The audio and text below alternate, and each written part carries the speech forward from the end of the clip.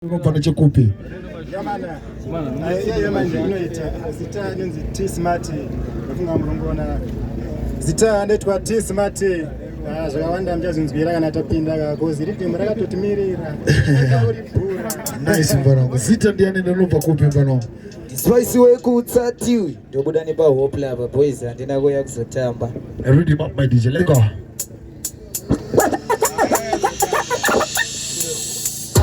Kutichi Yo Fantan Easy Trikuti sit down Iconic paprika State neka puchongo harina mkaka Masaiza matondi wona ndakapaka Tiri murume chai yesu pagera ndofika Se murume nchatumira ndakashinga Ikaroziwa pasvina pashaiva nowenga Waitini wakakuti ndigoritonga Vachirwadziwa zvavo nechipota ndakasenga ipapo wangu wa sasa zvakawanda reka ndiko sasa ndichiti inzwaka saizi yako waita mtete ndirikutichi mafanami dai vanofudza mombe kubani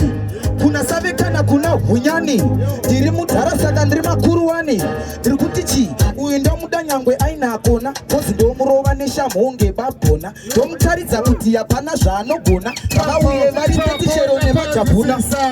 ipapo ndapanzwisisa patichinohwane kuonesa inzwaka zvinodhaka zvakuvhirira kusasa uye ane fesi yakareya fakebepi nhasi ndomusiya kusleya zvakawanda Trikutichi arubata Trikutichi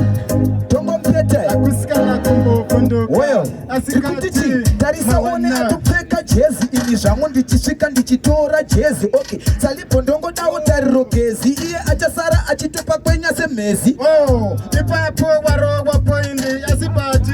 panoti jezi